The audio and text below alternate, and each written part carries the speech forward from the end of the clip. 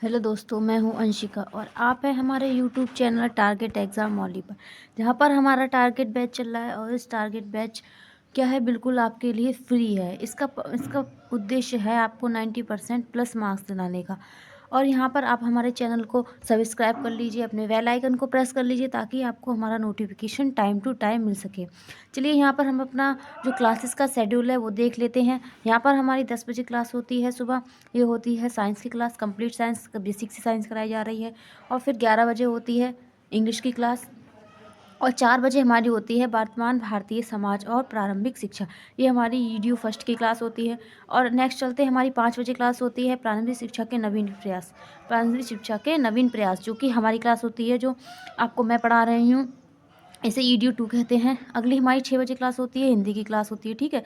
इसके बाद हमारी क्लास होती है 9 बजे, ये आपकी कंप्लीट मैथ हो रही है, ठीक है। क्या हो रही है? Complete math. यहाँ पर ये हमारा शेड्यूल है। आप हमारे शेड्यूल देख लीजिए ताकि आप क्लासेस टाइम टू टाइम ले सकें। और हमारे ज़्यादा से ज़्यादा लोगों को ये शेयर कीजिए ताकि इस टारगेट बैच का लोग क्या फ़ायदा उठा सकें। आइए हम अपनी क्लासेस स्टार्ट करते हैं। डीएलएड सेकंड सेमेस्टर की मैं आपको क्लास प्रिपरेशन करा रही हूँ। इसमें मैं आपको द्वितीय प्रश्न पत्र पढ़ा रही हूँ। इस द्वितीय प्रश्न पत्र का नाम है प्रारंभिक शिक्षा के नवीन प्रयास। और ये क्लास हमारी कितने बजे होती है? शाम को 5 बजे होती है। ये आप अपने क्लास का टाइमिंग जो है नोट डाउन कर लें ताकि आप टाइम से हमारी क्लास में आ सकें। और यहाँ पर मैं आपको यूनिट 3 करा रही हूँ। कौन सी करा रही हूँ? यूनिट 3 करा रही हूँ मैं आपको। यूनिट फर्स्ट और यूनिट सेकंड मैं आपको कंप्लीट करा चुकी हूँ। आप मेरी प्लेलिस्ट में जाकर मेरी क्लासेस बाकी की देख सकते हैं, ठीक है। आइए हम देखते हैं इस यूनिट 3 का नाम क्या है। प्रारंभिक शिक्षा के विकास हेतु संचालित कार्यक्रम एवं परियोजनाएं। प्रारंभिक शिक्षा के विकास हेतु संचालित कार्यक्रम एवं परियोजना, ये हमारी लास्ट यूनिट है इस सब्जेक्ट की। इस सब्जेक्ट में केवल 3 यूनिट हैं और ये हमारी लास्ट यूनिट चल रही है। इस यूनिट के अंदर ही बहुत सारे सब टॉपिक्स हैं, वो मैं आपको उनके बारे में डिटेल में बता रही हूँ। चलिए अब यहाँ पर हम अपने 7 टॉपिक की तरफ चलते हैं। बाकी के टॉपिक आप देखने के लिए आप हमारे चैनल को सब्सक्राइब कर लीजिए, अपने बेल आइकन को प्रेस कर लीजिए, और ताकि आपको हमारा नोटिफिकेशन टाइम टू टाइम मिल सके। यहाँ पर हमारा 7 टॉपिक क्या है? हमारे यहाँ पर 7 टॉपिक है संपूर्ण साक्षरता अभियान। क्या है? संपूर्ण साक्षरता अभियान। आइए चलिए हम देखते हैं ये संपूर्ण साक्षरता अभियान में क्या क्या हमारे देश में क्या क्या बदलाव हुए और क्या क्या हुआ है, ठीक है। 5 मई 1988 को राष्ट्रीय साक्षरता अभियान की स्थापना एक सामाजिक और प्रौद्योगिक रूप में राष्ट्रीय स्तर पर की गई थी, ठीक है। तब की गई थी 5 मई 1988 को की थी। ये आपको डेट इंपॉर्टेंट याद रखनी है, ये आपको 1 नंबर में पूछा जा सकता है, ठीक है। आइए चलते हैं, आगे क्या है? आगे है जिसका उद्देश्य क्या था? जिसका उद्देश्य वर्ष 2007 तक साक्षरता का 75% न्यूनतम स्तर प्राप्त करना था, ठीक है। क्या था? 2007 तक था, क्या था? 75% क्या न्यूनतम स्तर क्या था? प्राप्त करना था कि सभी लोग साक्षर हो जाएं, ठीक है। इसका ये उद्देश्य था। आगे देखते हैं, मिशन में बस 1995 तक 8 करोड़ निरक्षर पौड़ों को निरक्षण साक्षरता प्रदान करने का लक्ष्य निर्धारित किया गया था। राज्य स्तर पर भी अनुरूप राज्य साक्षरता मिशन प्राधिकरण का गठन किया गया था, ठीक है। आगे हम देखते हैं, चलिए। देश में राष्ट्रीय साक्षरता मिशन के अंतर्गत संचालित संपूर्ण साक्षरता अभियान पौर्ण शिक्षा की सफलता से यह तथ्य सामने आया कि संपूर्ण साक्षरता की प्राप्ति कठिन है, ठीक है, किंतु असंभव नहीं है। जब ये साक्षरता जो अभियान है जो आया था, तब मतलब कि सबने सोचा था कि ये बहुत ही कठिन है, लेकिन क्या हुआ? ये असंभव नहीं था, ठीक। आगे हम देखते हैं क्या है। 16 जनवरी 1989 में सटीक साक्षरता मिशन की स्थापना के बाद क्या हुआ? सर्वप्रथम केरल राज्य में संपूर्ण साक्षरता अभियान की क्या की घोषणा की गई थी। यहाँ पर आपको ये इम्पोर्टेंट है, आपसे पूछा जा सकता है कि सर्वप्रथम जो है संपूर्ण साक्षरता अभियान है, सर्वप्रथम कहाँ पर शुरू किया गया था या कहाँ पर घोषणा की गई थी? तो वहाँ पर आपको केरल याद रखना है, केरल राज्य, ठीक है। और यहाँ पे जो डेट है, ये डेट भी याद रखनी है आपको। ये इंपॉर्टेंट चीज़ है, ये आपको ध्यान में रखते हुए इसको पढ़ें। आगे चलिए अब हम इसकी विशेषता के बारे में देख लेते हैं कि यह संपूर्ण साक्षरता अभियान की क्या क्या विशेषताएं थी, ठीक है। इसमें पहली विशेषता क्या थी? इस अभियान की सफलता पूर्णतः जनता की अभिप्रेरणा एवं सामुदायिक सहायता पर आधारित थी। ठीक है, यह परियोजना विशिष्ट क्षेत्रों में समृद्ध एवं स्वैच्छिक संस्थाओं व्यक्तियों के असीम सहयोग से क्या थी? संपन्न हुई थी। ठीक है, बहुत सारे लोगों का इस जो अभियान था इसमें क्या था? योगदान दिया गया था। इसमें थर्ड पॉइंट क्या है? संपूर्ण साक्षरता अभियान को संचालित करने के लिए जिला स्तर पर पंजीकृत समिति को अनुमति प्रदान की गई थी। ठीक है, जिला स्तर पर क्या था? जो पंजी समिति थी उसके लिए क्या अनुमति प्रदान की गई थी। यहाँ पर हमारा फोर्थ विशेषता इसकी है कि इस कार्यक्रम में बाह्य लक्ष्यों को सम्मिलित नहीं किया गया था। ठीक है, अपितु लक्ष्यों को पूर्ण स्थायी स्तर पर सर्व कराकर संपन्न की गई थी। ठीक है, सभी को कराकर क्या था? ये अभियान पूरा किया गया था। आगे हम देखते हैं, आगे क्या है? कार्यक्रम संचालन में उत्तरदायी जो क्या है अभिकरण है उनके बारे में जान लेते हैं कि क्या क्या आप यहाँ पे घटक बोल सकते हैं, क्या क्या उसके घटक हैं। ठीक है, इसमें पहला क्या है? जिला शिक्षा समिति। ठीक है, क्या है? जिला शिक्षा समिति। इसमें क्या है? संपूर्ण साक्षरता अभियान का संचालन सामान्यतः जिला साक्षरता समिति के क्या है द्वारा किया गया था। इस समिति की साधारण सभा के अध्यक्ष कौन थे? प्रभावी मंत्री थे। ठीक है, समिति की कार्यकारिणी के सभापति जिला अधिकारी थे। ठीक है, यहाँ पे आपको ये पूछा जा सकता है कि जिला शिक्षा समिति में क्या क्या साक्षरता अभियान में कि किस किस ने सहयोग दिया था, तो वहाँ पर आप यहाँ पर बताएंगे प्रभावी मंत्रिमंडल के जो मंत्री थे वो थे, और समिति के कार्यकारिणी के सभापति कौन थे? जिला अधिकारी थे। ठीक है, आगे देखते हैं, आगे क्या है? स्वैच्छिक संगठन क्या था? एक स्वैच्छिक संगठन था। इसमें क्या? स्वैच्छिक संगठन में जिला शिक्षा समिति के प्रति क्या था? उत्तरदायी होते हैं, और स्वैच्छिक संगठनों को क्षेत्रीय जनता का 100% तथा प्रशासनिक लागत का 75% भारत सरकार द्वारा अनुदान के रूप में दिया जाता है। यहाँ पर ये दिया गया है कितना कितना किसका क्या है कि अनुदान या सहयोग दिया गया है। आगे हम देखते हैं अन्य अभिकरण क्या है। इसमें अन्य अभिकरण में है संपूर्ण साक्षरता अभियान के संचालन में अन्य अभिकरण जैसे विश्वविद्यालय अनुदान आयोग, ठीक है, और श्रमिक विद्यापीठ और नेहरू युवा केंद्र संगठन आदि भी महत्वपूर्ण भूमिका निभाई थी। यहाँ पर ये बताया गया है घटक में कि जिन्होंने ये अभियान चलाने के लिए सहयोग दिया था और क्या क्या भूमिका निभाई थी उसके बारे में हमने यहाँ पर जाना। अब हम चलिए इस साक्षरता अभियान की राष्ट्रीय साक्षरता जो मिशन या अभियान है इसकी क्या उपलब्धियाँ देख लेते हैं कि कहाँ कहाँ तक ये पूर्ण हुआ और कहाँ कहाँ तक अपने लक्ष्य को प्राप्त कर सका। साक्षरता अभियान में समाज में समानता एवं सामाजिक न्याय को बढ़ावा देने में सहायता मिलती है और यह वैज्ञानिक अभिरुचि या भारत की महान गंगा जमुना संस्कृति और अनेकता में एकता के बारे में जागरूकता उत्पन्न करने में सहायता कर रहे हैं। ठीक है, सहायता रही है। आगे देखते हैं, बस 2001 में साक्षरता दर कितनी थी? 65.38% थी। ठीक है, और जबकि 1991 में जो थी साक्षरता जो दर थी वो थी 51.21% थी। ठीक, और 31 मार्च 2010 तक कितनी हो गई? 10,229 करोड़ पहुंच गई थी। कितनी पहुंच गई थी? 10,229 करोड़ क्या थी? व्यक्तियों को साक्षर बनाया गया था। ठीक है, इतने व्यक्तियों को क्या था? साक्षर बना दिया गया था। और जो स्त्री की साक्षरता दर थी वो पिछले दशक में 14.8% में क्या हुई? वृद्धि हुई थी। ठीक, यह 29.3 से बढ़कर कितनी हो गई? 54.16% तक हो गई। ठीक है, यहाँ पर क्या हो गई? इसमें वृद्धि हो गई। जबकि पुरुषों की साक्षरता दर में क्या हुई? वृद्धि हुई। इसमें भी वृद्धि हुई है। ठीक है, ये यहाँ से इतने बढ़ के ये कितने हो गई? 75% हो गई। ठीक है, आगे देखते हैं, स्त्री पुरुष समानता क्या है?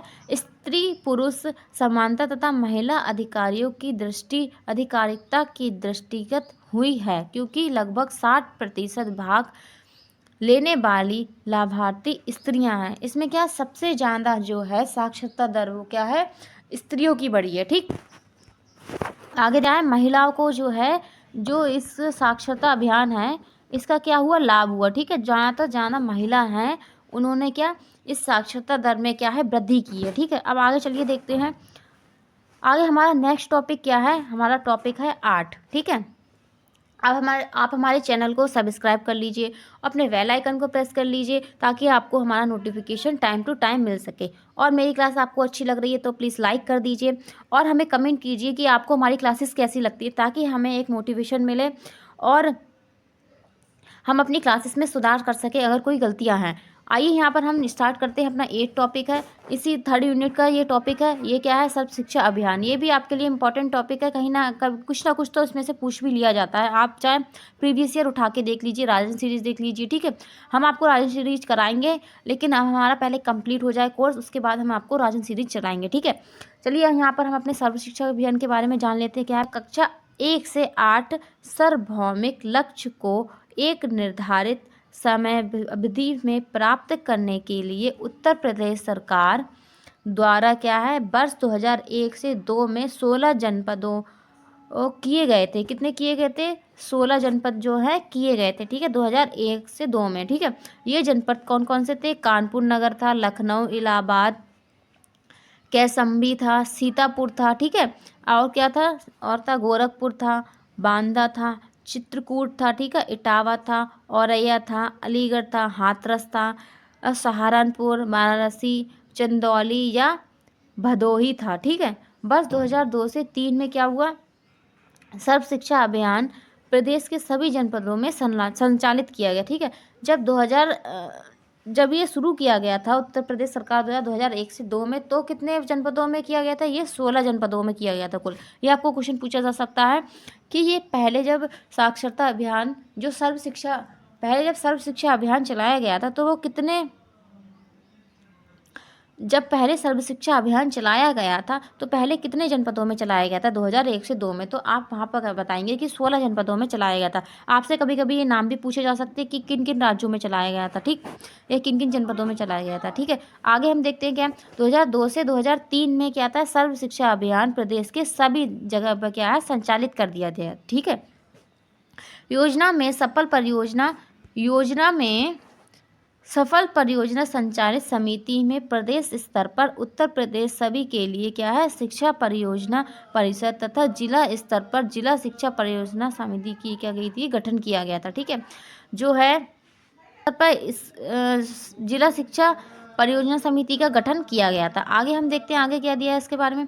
आगे दिया है सर्व शिक्षा अभियान राज्य सरकार की मदद से कार्यान्वित किया गया था। ये किसके द्वारा चलाया गया था, राज्य सरकार के द्वारा चलाया गया था। ठीक है, और देश की क्या क्या 11 लाख बस्तियों में 19 करोड़ 20 लाख बच्चों इससे क्या हुए थे, लाभान्वित हुए थे। ठीक है, फिर से डाटा पढ़ लेते हैं। 11 लाख बस्तियां थी। ठीक है, 11 लाख बस्तियों में जो थे 19 करोड़ 20 लाख बच्चे क्या होते इससे लाभान्वित हुए थे, कि उनको इसका लाभ मिला था सर्व शिक्षा अभियान का। ठीक है, आगे हम देख लेते हैं इसके उद्देश्य के बारे में। देखते हैं इसके क्या क्या उद्देश्य थे, हमारे सर्व शिक्षा अभियान के क्या क्या उद्देश्य थे। इसमें व्यापक रूप से सर्व शिक्षा अभियान के उद्देश्य शिक्षा के स्थायी विकास के लिए प्रदेश, जनपद, उप जनपद स्तर पर क्या है विधिकीय और व्यावसायिक क्षमता का निर्माण करना था। ठीक, इसमें हमारा पहला क्या था, इसमें हमारा पहला था 2010 तक क्या था, 6 से 14 वर्ष आयु के सभी बच्चों को क्या है उपयोगी और प्रासंगिक प्राथमिक शिक्षा उपलब्ध कराना था। ठीक है, और ड्रॉप आउट मतलब जो बच्चे छोड़ के बीच में से चले जाते हैं को उनको क्या है उसको क्या कम करना था। विद्यालय छोड़कर जा चुके हैं बालिकाओं को वापस लाने हेतु क्या अभियान चलाया गया था। जो ड्रॉप आउट बच्चे हो गए, जो चले गए हैं, उनके लिए क्या किया गया था, उनके लिए वापस लाने के लिए अभियान चलाया गया था।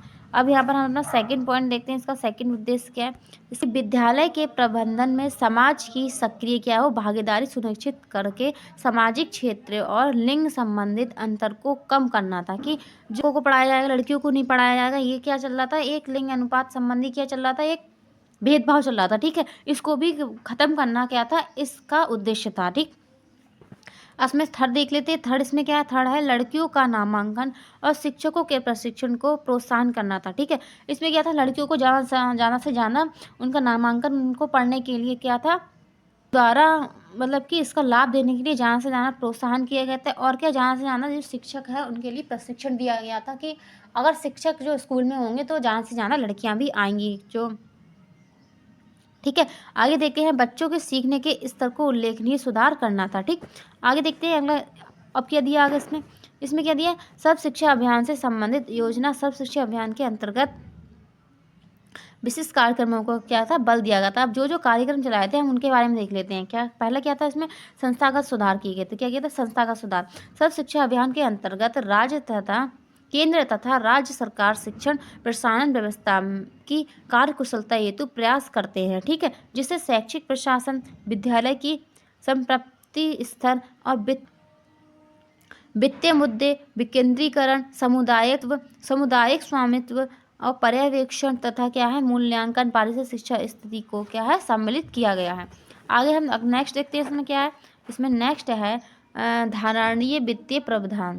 क्या है, धारणीय वित्तीय प्रावधान। सर्व शिक्षा अभियान के आधार प्रारंभिक शिक्षा में नवीन हस्तक्षेपों हेतु सतत वित्तीय क्या है, प्रावधान है। यह क्या है, केंद्र और राज्य के क्या है, मध्य दीर्घकालीन वित्तीय भागीदारी से भी क्या है, संभव होता है। नेक्स्ट देखते क्या है, अगला है सामुदायिक दायित्व। क्या है, सामुदायिक स्वामित्व। ठीक है, यह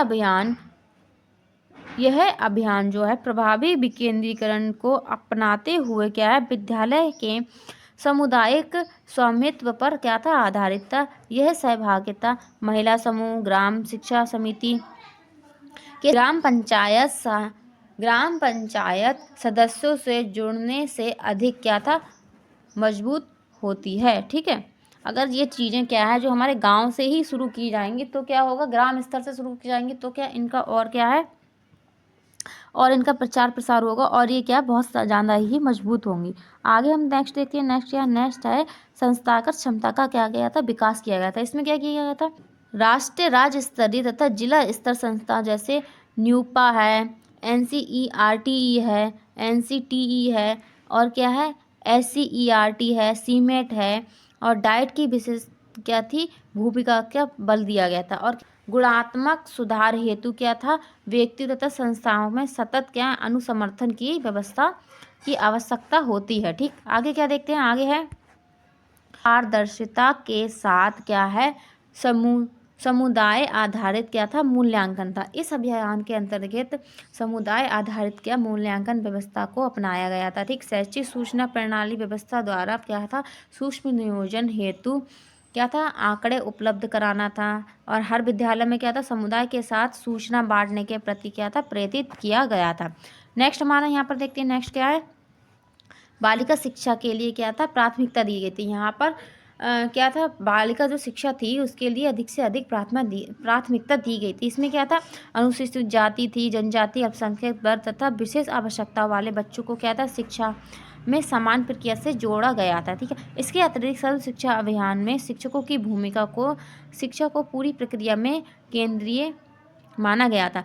कि यहाँ पर माना गया था कि शिक्षक की भूमिका यहाँ पर क्या है, मेन मानी गई थी, जो था रखे किया गया था। ठीक, इसमें क्या था, क्षेत्रीय संवर्धन विशेष प्रयास किए गए थे। इसमें ज़्यादा से ज़्यादा क्या था, प्रयास किए थे, बहुत कुछ क्या था, बदलाव किए गए थे। आगे देखते हैं, आगे क्या है, आगे चलिए हम ये डाटा देख लेते हैं अपना। सर्व शिक्षा अभियान के 2007 तक प्रारंभिक शिक्षा तक, जो 2007 से है जो 10 तक का जो प्राथमिक और उच्च शिक्षा का जो डाटा था उसके बारे में हम देख लेते हैं। यहाँ पर क्या है, 9वीं पंचवर्षीय योजना के तहत 85 और उत्तर प्रदेश में क्या था, 15 था। ठीक है, और 10वीं पंचवर्षीय योजना के समय क्या था, 75 और 25 था। ठीक, आगे 11वीं वर्ष में क्या था, 2007 और 8 में क्या था, 65 से क्या था, 35 था। ठीक, यहाँ पे डाटा, और यहाँ पर 2009 में देख लेते, 2009 में क्या था, 65 से कितना था, 65 से 35 था। यहाँ पर सेम ही डाटा था। 2010 में देखते हैं, 2010 में क्या, 2010 में 60 से क्या था, 40 था। ठीक, 2011 में क्या था, 65 से 35 था, फिर से यहाँ पर बढ़ गया। ठीक, आगे देखते हैं 2012 में क्या, 2012 में था 65 से 35 था। उसके बाद 65 से 35 ही डाटा क्या चला है सर्व शिक्षा अभियान का। 2013 में भी क्या है, 65 से 35 था। ठीक है, यहाँ पर डाटा, यहाँ पर ये आप क्या वित्तीय घोषणा की गई थी जो उस टाइम भारत सरकार और उत्तर प्रदेश के द्वारा की गई थी। ठीक, यहाँ पर क्या है, ये हमारा क्या था, सर्व शिक्षा अभियान का वर्ष विख्यात 2012-13 उत्तर प्रदेश सभी के लिए क्या था, शिक्षा परियोजना उत्तर प्रदेश के बारे में ये बताया गया था। यहाँ पर ये हमारा क्वेश्चन कंप्लीट होता है। सर्व शिक्षा अभियान के तहत जो जो उपलब्धियाँ हुई थी, जो जो उद्देश्य थे और जो जो कार्यक्रम चलाए गए थे या जो जो उद्देश्य रखे गए थे, वहाँ पर हमने इसकी चर्चा की है। आपको हमारी क्लास अच्छी लगी है तो आप हमारी क्लास को लाइक कर दीजिए। आप हमारे चैनल को सब्सक्राइब कर लीजिए, अपने बेल आइकन को प्रेस कर लीजिए ताकि आपको हमारा नोटिफिकेशन टाइम टू टाइम मिल सके। और आप इस फ्री टारगेट बैच को क्या है, ज़्यादा से ज़्यादा लोगों को शेयर कीजिए कि ज़्यादा से ज़्यादा लोग इस फ्री टारगेट बैच का क्या है, लाभ उठा सकें। ठीक है, ओके, थैंक यू, धन्यवाद।